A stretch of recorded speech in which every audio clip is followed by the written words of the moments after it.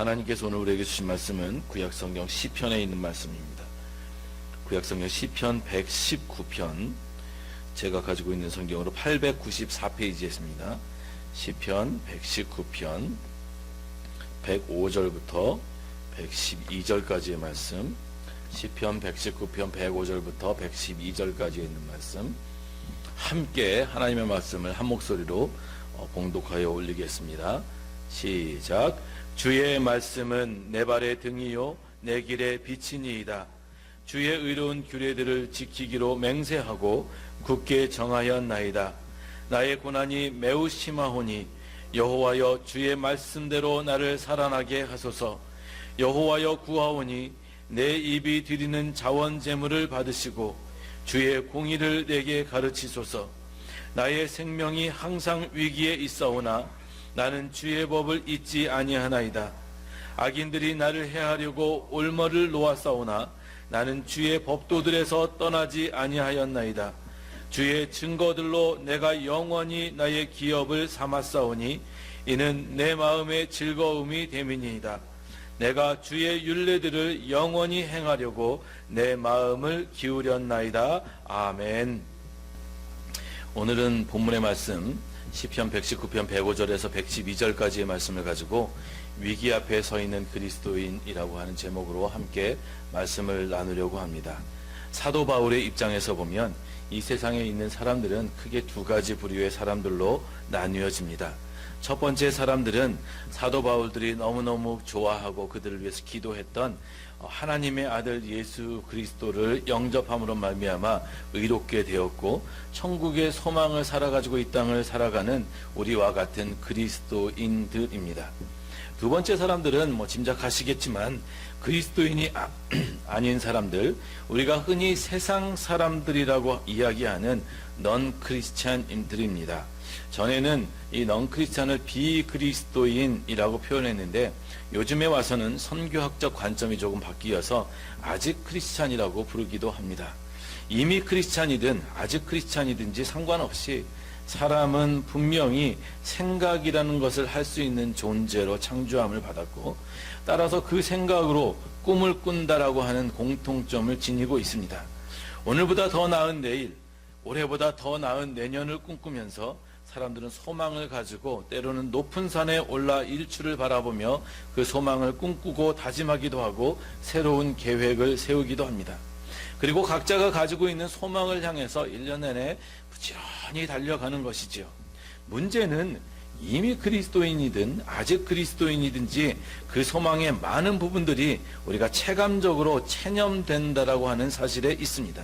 실제적으로는 그렇지 않을 수 있지만 하루하루의 내 실력과 내 감정과 내 열정을 다 쏟고 살아가다 보면 내가 기대했던 형통함과 성공보다는 좌절과 절망, 그리고 예기치 않았던, 기대하지 않았던 사건과 사고들로 인해서 때로는 우리의 꿈들이 무너지기도 하고 도중에 좌절되기도 하고 비전이 흩어지고 소망이 끊어지는 듯한 순간들이 누구에게나, 오늘 이 아침에 나와서 예배하는 사람들이나 오늘 하나님의 날을 건너뛰고 놀러간 사람들에게나 다 찾아온다라고 하는 사실입니다.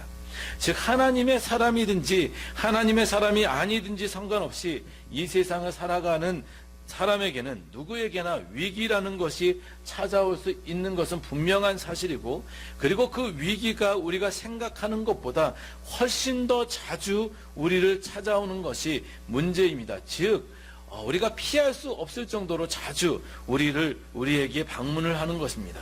생각해 보십시오. 2019년이 시작되고 벌써 4개월이 지나고 5월입니다. 5월도 이제 하순에 접어들었습니다. 계획한 대로 잘 이루어지고 계십니까? 아니지요. 예기치 못했던 일들이 뻥뻥 터질 수 있습니다. 불행 끝, 행복 시작으로 새해를 긴장과 과거와 결단으로 시작했는데 그럼에도 불구하고 여전히 많은 문제들이 얘기하지 않았던 상황 가운데에서 우리들의 발목을 잡습니다. 갑작스런 당황스러움들이 우리들의 가슴을 죄어오기도 합니다. 몇 년 전에 수요 예배를 드리고 있는데 둘째가 사고를 당했습니다. 제 둘째 아들입니다. 그때 제가 섬기던 교회는 수요일 저녁에 어른들이 예배를 드리던 예배 시간에 아이들은 교회 지하에 있는 친교실에서 Fun and Exciting이라고 하는 프로그램을 전도사님과 선생님들과 함께 매주 진행하고 있었습니다. 그날은 아이들과 함께 선생님들이 숨바꼭질을 했다고 합니다. 뒷자리에서 예배를 드리고 있는데 한 선생님이 얼굴이 사색이 되어서 저에게 뛰어 올라왔습니다. 와서는 목사님 큰일 났어요 라고 이야기를 하는데 그 말을 듣는 순간 갑자기 제 가슴이 막 죄어오는 듯한 정말 큰일이 났구나 하는 생각이 들기 시작했습니다. 무슨 일인지 묻지도 아니하고 뛰어내려갔습니다. 내려갔더니 우리 아이가 화장실에서 비명을 지르고 있는 것입니다. 전도사님이 아이의 머리를 화장실에서 부여잡고 세면대에다 아이의 머리를 대고 있는데 휴지를 한두 마리를 다 풀어서 머리에 대고 있는데도 피가 세면대에 가득 차고 있는 겁니다. 너무너무 마음이 놀랐습니다. 무슨 일이냐고 어떻게 된 일이냐고 원인과 결과를 물어보지도 않고 아내를 불러서 응급실로 향했던 기억이 있습니다. 숨바꼭질을 하는데 아이가 잘 숨겠다고 어디 창고에 들어가서 올라가는 순간 그 기대었던 붙잡고 있던 것들이 쓰러져 가지고 아이가 뒤로 머리를 부딪혔는데 거기에 철판이 있었던 것 같습니다. 이 철판이 머리를 이렇게 완전히 밀어버린 것입니다. 얼마나 놀랐겠습니까? 병원에 가서 아이를 수술대에 눕혀놓고 보니까 아내의 바지가 위에서부터 아래까지 완전히 다 피로 새빨간색이 되었습니다. 너무너무 놀랐습니다. 의사가 천만다행이라고 했습니다. 그런데요, 제가 좀 영성이 깊지 않습니까? 그래서 그 전날 기도하는데 하나님께서 내일 네 아들이 다칠 거야. 그러니까 마음의 준비를 단단히 하고 있어라. 하나님께서 이렇게 말씀하셨을까요? 아니요. 말씀하시지 않더라고요.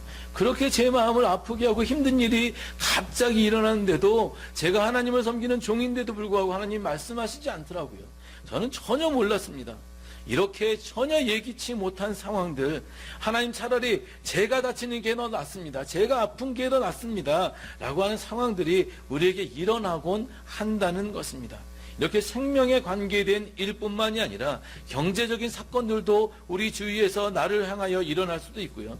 때로는 저 사람을 내가 너무너무 사랑하는데 그 사람은 내 마음을 그렇게 몰라주는 아쉬운 마음도 일어날 수 있고요. 우리가 관계가 깨지는 일들도 일어날 수 있고요. 심지어는 교회가 깨어지는 상황들도 경험할 수 있습니다. 이처럼 우리가 예측할 수 없는 이러한 사건과 이런 사실들로 인해서 우리의 육신이 다치고 건강을 잃게 되고 마음이 내려앉는 등 죽음에 이르는 병을 누구나 경험할 수 있습니다. 그런데 참 신기한 것은 그럼에도 불구하고 하나님께서는 참으로 우리를 하나님의 형상으로 창조하셨다라고 하는 사실을 우리가 이러한 사건과 사고들을 통해서 경험할 수 있다고 하는 것입니다. 우리는 제각기 이러한 위기의 상황 속에서도 그 위기를 기회로 삼고 살아갈 수 있는 존재로 창조되었습니다. 때문에 아무리 많은 시험이나 시련들이 우리를 힘들게 하여도 우리가 다시 일어나서 다시 한번 소망을 붙잡고 살아갈 수 있는 존재로 창조되었습니다. 하나님께서 그렇게 허락하셨습니다. 그리고 더 중요한 사실은 우리에게 닥쳐오는 여러 가지 고난과 시련 속에서도 우리는 하나님을 찾고 하나님 앞에 나아갈 줄 아는 존재라는 사실입니다. 한 해를 돌아보며 새해를 맞으며 송구 영신을 예배로 드리며 지내기도 합니다. 새해를 금식함으로 시작하는 분들도 있습니다. 그러면서 하나님께서 나와 함께 하시기를, 하나님께서 나를 좀 도와주시기를, 하나님께 살려달라고 그렇게 나아갑니다. 그리고 우리가 그렇게 하나님 앞에 눈물로 나아가 기도할 수 있다는 것, 고난 가운데서도 하나님을 예배할 수 있다는 것, 그것이 바로 예수를 믿는 우리들이 가지고 있는 특권입니다.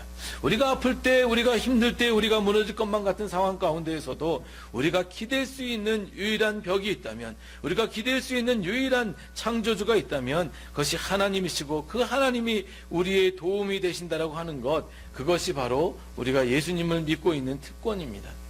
예수님을 믿지 않는 사람들, 예수님을 모르고 사는 사람들은 이런 일들이 닥쳐올 때에 어떻게 합니까? 내 능력, 내가 할 수 있는 모든 것, 내가 가져올 수 있는 모든 수단들 다 해보아도 안 될 때 많은 사람들이 때로는 인생을 포기하는 모습을 우리가 보기도 합니다.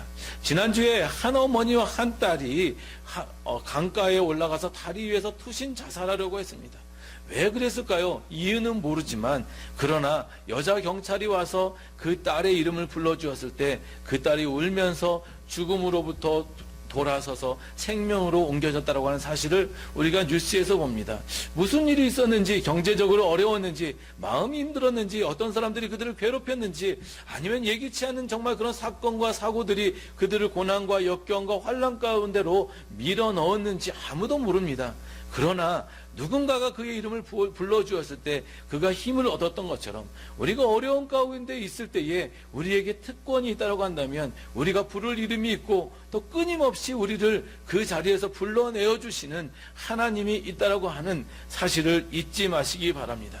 어떤 분들은 찾아와서 물으십니다. 도대체 하나님은 어디에 계십니까? 나는 지금까지 하나님께서 살아계시다라고 믿고 그렇게 믿어왔는데 이 지금 내가 처한 이 상황 속에서 하나님은 어디에 계십니까? 질문하는 분들이 간혹 있습니다. 내가 지금까지 목사님의 설교를 들으면서 보니까 하나님은 살아계시고 하나님은 분명히 나와 함께 하시고 하나님은 내 삶을 간섭하기 원하시고 하나님은 내 삶을 인도하신다라고 지키신다라고 하셨는데 그런데 지금은 어디에 계십니까? 하고 묻고 있는 것입니다. 몇 년 전에 제가 토론토에 있을 때 마약과 관련한 총기 사고가 뉴스의 헤드라인을 차지한 적이 있습니다. 그리고 한 청년이 총에 맞아서 죽었습니다. TV에서 뉴스가 나오는데 그 얼굴을 보니 제가 알고 있는 청년이었습니다. 그 청년의 어머니도 알고 있었습니다. 그 청년이 죽기 3년 전에 그 아버지가 뺑소니 교통사고로 돌아가셨습니다. 그래서 어머니가 장사를 하면서 이 청년을 잘 키웠습니다. 대학에도 보냈어요. 그런데 대학 들어가자마자 총에 맞아 그날 아침에 죽은 겁니다.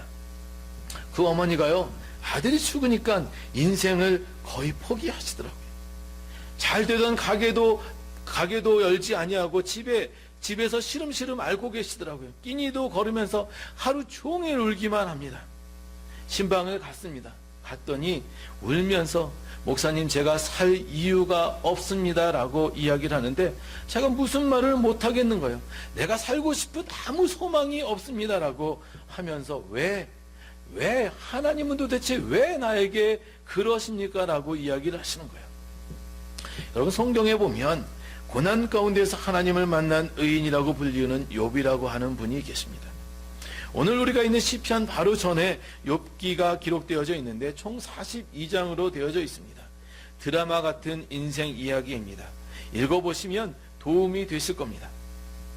욥은 하나님의 마음을 기쁘시게 해드리는, 하나님의 마음을 흡족하게 해드리는 사람이었습니다. 하나님에게까지 인정받았던 당대의 의인이었습니다. 혹시 마음으로라도 하나님을 욕되게 할까 늘 성결하게 근신하며 살았던 사람이었습니다. 그런데 사단이 내려가서 그를 시험하기 시작했습니다. 그는 하나님의 축복을 받아서 큰 재산을 이루었던 재산가였습니다. 낙타가, 양이, 소가 엄청나게 많았습니다. 종들도 많았습니다. 아들이 7이고 딸이 3명이 있었습니다. 그런데 어느 날 도적대가 습격하여 종들이 다 죽고 하늘에서 불이 떨어져 자기의 소유인 짐승들이 다 죽었습니다. 종들이 뛰어와서 주인님 다 죽었습니다 할 때에 괜찮다. 이 모든 것은 내 것이 아니라 하나님의 것이니 괜찮다. 그렇게 말합니다. 여러분 성경에 쓰여 있으니까 그렇지 괜찮다 하실 분이 여기 몇 명이나 계시겠습니까? 그런데 그 다음에 자녀들이 한꺼번에 다 죽었습니다. 10명의 자녀들이 우애가 있어서 같이 모여서 파티를 하고 있는데 바람에 집이 무너져서 10명의 자녀가 다 그 집에 깔려서 죽은 겁니다. 어떠세요? 이 소식을 들으면서 욥의 마음이 어떻겠습니까? 헤아려지십니까? 하나님 왜요? 한 명의 아들을 잃어도 그렇게 울며 불며 삶의 소망을 다 잃어버리고 죽겠다라고 하는데 10명의 자녀들, 내 재산들, 종들 다 잃었는데 어땠겠습니까? 하루아침에 거지가 되었습니다. 더구나 생명보다 귀한 자녀들이 다 죽었습니다. 설상가상으로 욥의 몸에 병이 생기기까지 했습니다. 사탄이 그의 발바닥에서부터 머리 정수리까지 종기가 나게 했다고 합니다. 그래서 그가 불탄 재 가운데 앉아서 질그릇 조각으로 자기의 몸을 긁고 있었다라고 합니다. 더구나 그때의 욥의 아내가 와서 이렇게 이야기를 합니다. 차라리 당신이 믿고 있는 그 하나님을 욕하고 죽는 것이 낫겠습니다. 욥의 이야기는 여기서 1막이 끝이 납니다. 얼마나 비참한 인생인가요? 상상할 수 있겠습니까? 우리가 가질 수 있는 행복의 모든 조건들을 다 가졌던 사람인데 순식간에 그것들이 다 무너지고 떠나버린 것입니다. 육신의 건강도, 가정도 깨어지고, 재물도 사라지고, 아내도 도망가고, 자녀들도 다 죽었습니다. 그리고 그 후에 욥의 친구들이 욥을 찾아왔습니다. 불탄 재 가운데 앉아있는 욥에게 와서 충고하기 시작합니다. 욥, 이 사람아 잘 생각해보게나. 자네도 알다시피 이런 일은 그냥 일어날 수가 없는 일이야. 분명히 자네가 알지 못하는 죄를 지은 것이 틀림없다네. 친구들이 와서 욥기 37장까지 계속해서 욥을 위로한답시고 하지만 공격하고 정죄합니다. 그런데 또 놀라운 사실은 이 긴 시간 친구들과의 이야기 속에서 욥은 한 번도 하나님을 원망하지 않았다는 것입니다. 왜 그렇습니까? 욥은 이미 알고 있었습니다. 종들의 울부짖음에 욥이 대답합니다. 주신 이도 여호와시요 거두시는 이도 여호와시오니 여호와의 이름이 찬송을 받으실지니이다. 아내의 저주에 욥이 이렇게 대답을 합니다. 어리석은 여자야, 우리가 하나님께 복을 받았은즉 화도 받지 아니하겠느냐. 친구들의 말에 욥이 이렇게 대답합니다. 나의 가는 길을 오직 그가 아시나니 그가 나를 단련하신 후에는 내가 정금같이 나오리라. 욥이 알고 있는 세 가지 사실이 있었습니다. 믿음에 관한 것입니다. 첫째는 내가 나의 가는 길, 나의 인생길을 하나님께서 아신다라고 하는 사실입니다. 내가 가지고 있는 고통과 탄식과 슬픔과 아픔과 고난을 하나님께서 달고 계신다라고 하는 것입니다. 내가 기뻐할 때도 하나님께서 함께 하시고, 내가 울부짖을 때도 하나님께 하시고, 내 마음이 쓰려서 어쩔 줄 몰라 하는 상황 가운데서도 하나님은 아시고 나와 함께 하신다라고 하는 사실을 욥은 알고 있었습니다. 처음에는 왜 이 고난이 나에게 왔는지, 언제까지 이 고난이 계속될 것인지, 어느 정도까지 심해질 것인지를 알기 원했을 것입니다. 아니, 내가 그 고난의 주인공이기 때문에 나는 반드시 알아야만 된다라고 생각할지도 모르겠습니다. 욥이 그러나 이러한 상황들을 어떻게 고백하고 있습니까? 하나님, 저는 이제 더 이상 알 필요가 없습니다. 이 고난이 무엇인지, 이 고난이 왜 왔는지, 이 고난이 언제까지 지속될 것인지 나는 알 필요가 없습니다. 여러분, 사람이 정말 견디기 힘든 어려운 고난 가운데 들어가게 되면 그 고난이 왜 왔는지가 그렇게 중요한 문제가 되지 않습니다. 사람이 정말 힘들어서 죽을 것 같으면 고난이 왜 왔는지가 중요한 것이 아니라 어떻게 하면 내가 이 고난으로부터 벗어날 수 있을까에 초점을 맞추게 되어 있습니다. 무슨 짓을 하더라도 하루라도 빨리 이 고난에서만 벗어나게 된다면 모든 문제가, 나에게 있는 모든 문제가 해결될 것이라고 사람은 그렇게 생각합니다. 그런데 욥은 이 심각하고 어렵고 힘든 상황 가운데서도 하나님을 향한 더 강력한 믿음을 가지고 선포하고 있는 것입니다. 나의 가는 길을 오직 그가 아시나니 라고 고백할 수 있었던 이유는 지금까지 내 삶은, 그리고 내가 걷고 있는 내 삶의 길은 내가 내 남아있는 힘을 의지하면서 걸어가는 것이 아니라 하나님께서 친히 나로 하여금 걷게 하시기 때문이다라고 고백하는 것입니다. 다시 말하면 내 인생은 내 것이 아니라 하나님의 것입니다라는 의지입니다. 주신 자도 여호와시요 거두시는 자도 여호와임을 알고 믿고 그렇게 고백하고 있는 것입니다. 지금 내가 고난과 역경의 상황 속에서 벗어날 수 있는 것은 내가 할 수 있는 것이 아니라, 내 능력으로 되는 것이 아니라 오직 하나님께서 나와 함께 하실 때라야 하나님의 능력으로만 될 수 있음을 욥은 알고 있었습니다. 맞습니다. 하나님으로부터 오는 시험은 우리를 한 단계 더 높은 곳으로 끌어올리시고 우리로 하여금 더욱 하나님의 마음을 아는 성숙함 가운데로 이끄시기 위한 하나님의 계획입니다. 따라서 이 고난의 주인은 하나님이시고 이 고난의 해결 또한 오직 하나님의 손에만 있음을 알고 고백하는 것이 필요합니다. 두 번째, 고난이 주는 유익이 있습니다. 고난이 주는 유익, 그것은 하나님은 고난을 통해서 우리를 단련시키신다라고 하는 사실은 욥은 알았습니다. 여러분, 호랑이는 새끼를 훈련시키기 위해서 자주 그 새끼를 물어서 높은 산에 올라가 낭떠러지에서 아래로 떨어뜨린다고 합니다. 엄마가 밀면 호랑이 새끼가 밑으로 굴러 떨어집니다. 그래도 이 호랑이 새끼는 저 위에 있는 엄마를 보고 안간 힘을 쓰고 올라갑니다. 그런데 호랑이 엄마는 칭찬하거나 안아주는 것이 아니라 다시 아래로 굴러 떨어뜨린다고 합니다. 해가 질 때까지 며칠을 그렇게 반복합니다. 낭떠러지에서 떨어져도 그 위에 있는 엄마에게 가면 살 수 있다는 사실을 믿고 엄마만 보고 올라간 새끼 호랑이는 그렇게 다시 살아나 나중에 그 훈련을 통과하면서 맹수의 왕이 되는 것입니다. 여러분, 독수리를 간혹 보십니까? 이 하늘에 보면 높은 하늘 위에 떠다니는 독수리를 우리가 볼 수 있습니다. 새끼가 날개짓을 할 때가 되면 이 새끼를 발톱으로 움켜쥐고 어미가 자신이 올라갈 수 있는 최고 높이까지 올라간다고 합니다. 끝까지 올라간 다음에 새끼에게 준비되었느냐 묻지도 않고 그냥 확 놓아버린다고 합니다. 그럼 새끼가 어떻게 하겠습니까? 죽을 힘을 다해서 자기가 배운 대로 날개를 움직이기 시작하지만 계속해서 떨어지는 것입니다. 마지막에 새끼가 힘을 내어서 날개짓을 막 하면 땅에 닿기 전에 올라갈 수 있을까요? 아니요. 어느덧 그것을 지켜보던 엄마 독수리가 와서 그 새끼를 등에 태우고 다시 하늘 위로 올라갑니다. 이 새끼가 눈물을 그렁그렁거리면서 엄마 고맙습니다, 엄마가 최고예요 라고 하지만 엄마는 다시 하늘로 올라가서 이 새끼를 다시 떨어뜨립니다. 그러면 새끼는 죽을 힘을 다해서 날개짓을 하지만 자기가 스스로 날 수 없습니다. 이러한 과정을 반복하면서 이 독수리 새끼는 자라나 창공의 왕이 되는 것입니다. 그가 나를 단련하신 후에는, 하나님이 나를 단련하신다. 여러분, 자동차를 만들고 비행기를 만드는 쇠를 만들려면 어떻게 해야 합니까? 뜨거운 용광로 속에서 완전히 녹아져야 합니다. 녹았다 굳었다 이 작업을 계속 거쳐야 쇠를 자르는 쇠가 나올 수 있는 것입니다. 진정한 하나님의 사람이 되기 위해서는 반드시 우리가 고난이라고 하는 용광로를 통과해야 하는 것, 욥은 알았고 우리도 알아야 합니다. 세 번째, 고난을 통과하면 우리가 정금이 될 수 있다라고 하는 사실입니다. 여러분, 정금이 무엇입니까? 성경에서 말하는 정금은 순도 100%의 금입니다. 그런데 알고 계십니까? 이 세상에 인간이 만들 수 있는 순도 100%의 금이 없다고 하는 사실을 말입니다.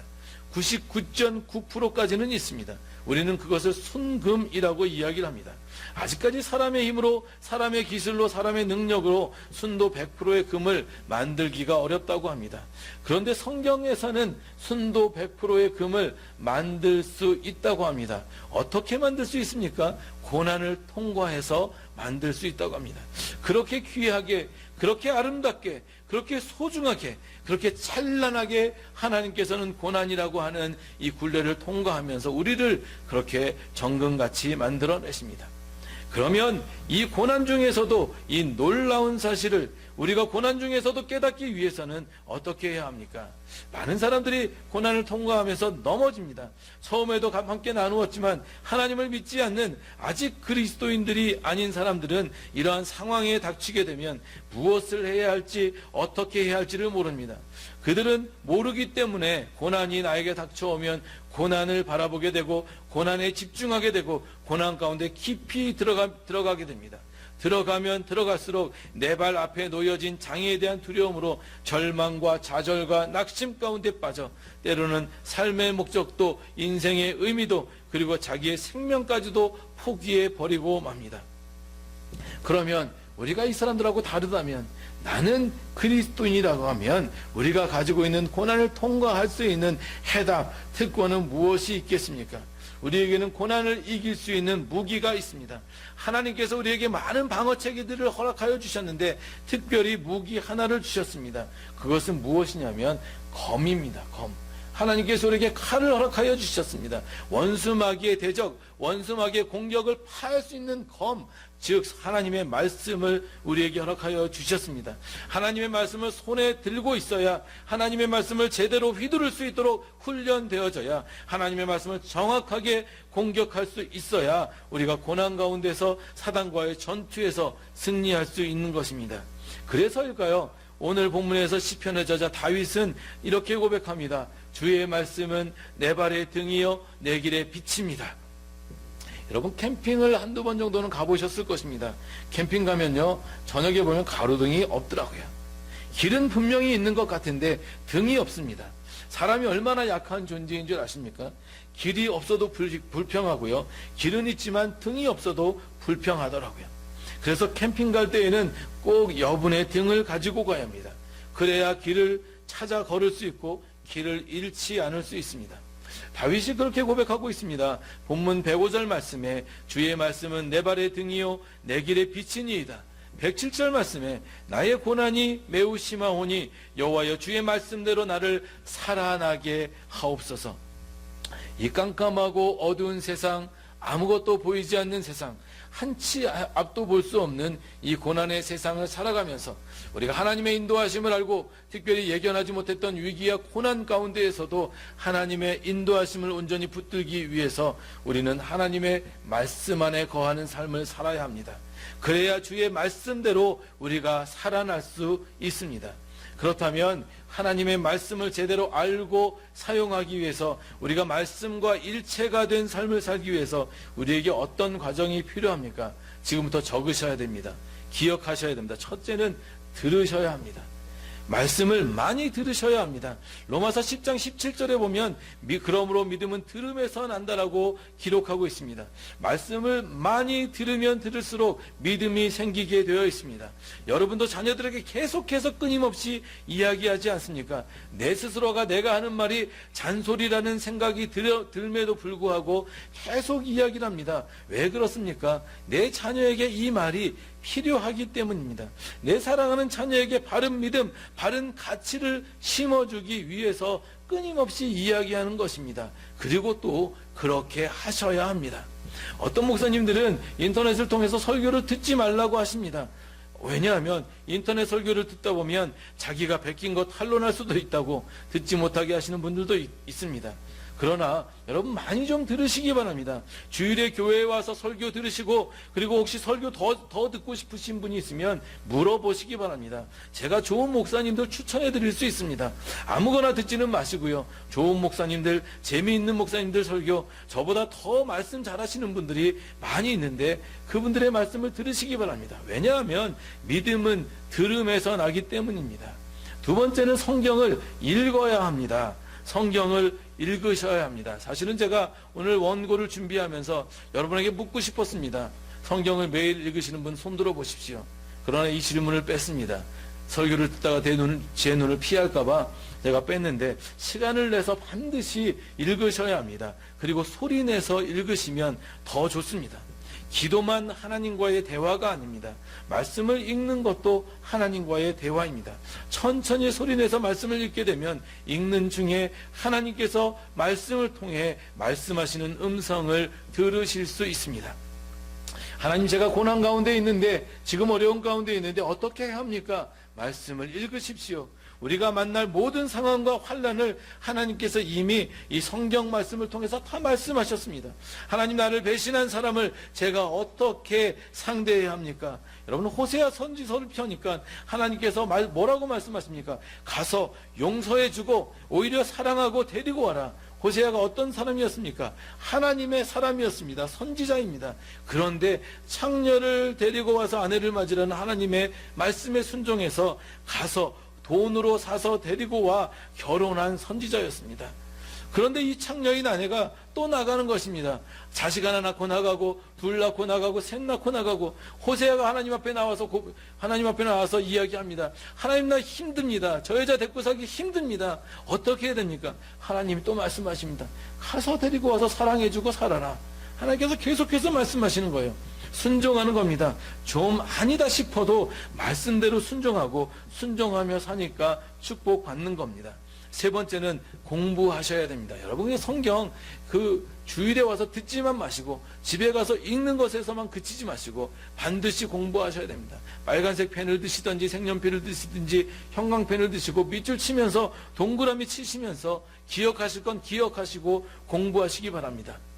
그래야 하나님의 말씀의 의미를 깨달으실 수 있습니다. 그렇게 공부하시다가 중요한 것들은 좀 외우려고 시도하시기 바랍니다. 네 번째가 암송하는 겁니다. 말씀을 암송해야 합니다. 하나님께서 성경에 말씀을 주시면서 너는 내가 너에게 주는 이 말씀을 너희 마음판에 새겨라 라고 말씀하셨습니다. 기호를 내 이마에 붙이고 이마에 붙여라라고 말씀하십니다. 그래서 지금도 보수적인 유대인 그리고 랍비들은 이 손목에 자기 미간에 통을 하나씩 만들어서 그곳에 심령이 말씀을 써서 집어넣고 다닌다고 합니다. 그리고 수시로 그 통에 담긴 말씀들을 꺼내서 읽고 묵상하고 암송합니다. 우리 한번 외워볼까요? 시편 119편 105절 말씀. 주의 말씀은, 따라해 봅시다. 주의 말씀은 내 발의 등이요 내 길의 빛입니다. 정확하게 한 토시 좀 틀려도 괜찮으시거든요. 주님의 말씀은 내 발의 등이요 내 길의 빛입니다. 주님의 말씀은 내 발의 등이요 내 길의 빛입니다. 외우셨죠? 하나 더 외우겠습니다. 욥기 23장 10절 말씀입니다. 나의 가는 길을, 따라해 봅시다. 나의 가는 길을 오직 그가 아시나니 그가 나를 단련하신 후에는 내가 정금같이 나오리라. 아멘. 외웠습니다. 예, 이제 다 나가서 커피 마시면서 싹 잊어버리시죠. 그런데 우리가 이렇게 한 번, 두 번, 세 번, 네 번 이렇게 외우려고 시도하다 보면 정말 이 말씀이 필요할 때, 정말 내가 고난 가운데 있을 때 하나님께서 이 말씀을 통해서 내 마음에 생각나게 하시고 나를 위로하시고 다시 한번 일어설 수 있는 새 힘을 허락하시는 것입니다. 나의 가는 길을 오직 하나님만이 아시나니 하나님께서 나를 단련하신 후에는 내가 이 고난을 힘듦을 통과하고 나면 내가 정금같이 나올 것입니다. 이 약속의 말씀이 내 안에 이루어지게 되는 것입니다. 많이 외우십시오. 외워지시지 않으시면 계속해서 반복해서 소리내어 읽으십시오. 한 10,000번 정도 듣고 읽으시면 머리에 새겨지지 않아도 가슴에는 새겨지지 않겠습니까? 첫째 듣기, 둘째 뭐였죠?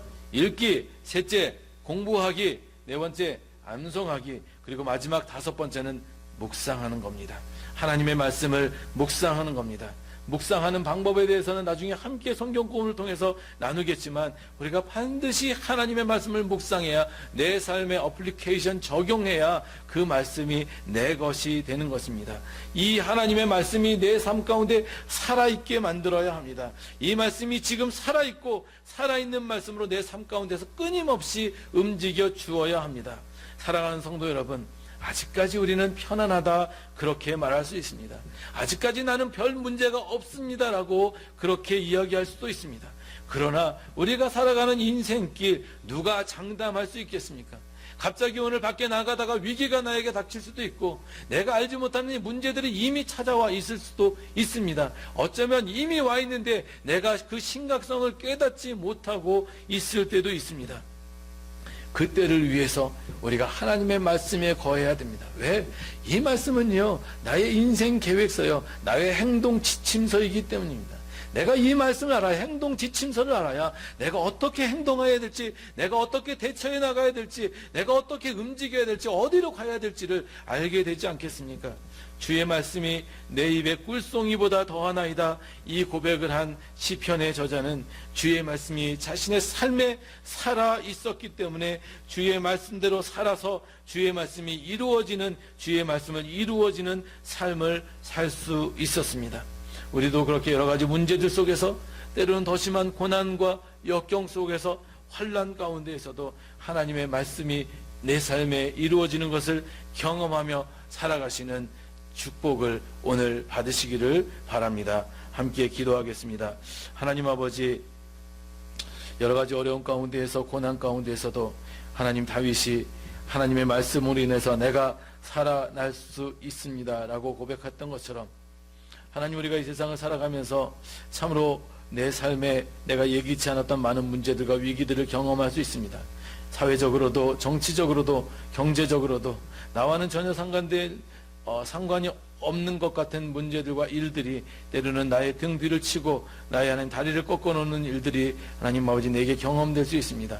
때로는 예기치 않았던 사건과 사고들을 말미암아 내 가슴이 무너질 때도 있고 내 머리가 텅 빌 때도 있으며 어떻게 할지 몰라 방황하고 헤매고 아무 생각이 나지 않을 때도 있습니다. 하나님, 자녀의 문제로, 부모의 문제로, 하나님 배우자의 문제로, 경제적인 문제로, 하나님 여러 가지 하나님 정말 문제들로 인해서 우리가 그 길들을 살아나가고 있는데, 하나님 그 가운데서 우리가 하나님 주의 말씀을 붙드는 아버지 그 특권 우리가 하나님 가질 수 있도록 인도하여 주시옵소서.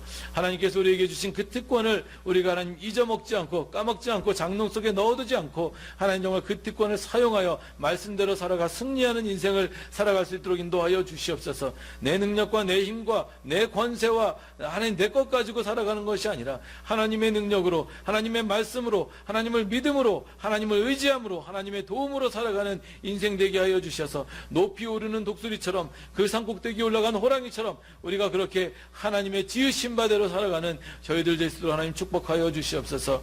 하나님, 그럼에도 불구하고 날마다 아버지 그 사단은 우는 사자와 같이 우리를 움켜잡으려고 아버지 두 눈을 번뜩이고 있습니다. 그러한 상황 가운데에서 우리가 하나님 아버지 정신 차리게 하시고 똑바로 바라보게 하시고 하나님 그 문제들을 바라보는 것이 아니라 우리 안에 함께 하시는 주님의 손길, 주님을 바라보는 저희들 될 수 있도록 축복하여 주셔서 참으로 하나님 아버지 위기의 때에 그 위기를 하나님께서 주시는 기회로 하라 더욱더 성숙되고 더욱더 성장하는 그리스도인들 되게 하시고 참으로 예수 안에 참 승리를 경험하는 주의 사람들 되게 하여 주옵소서. 감사를 드리며 우리를 구원하여 주신 나사렛 예수의 이름으로 기도하옵나이다.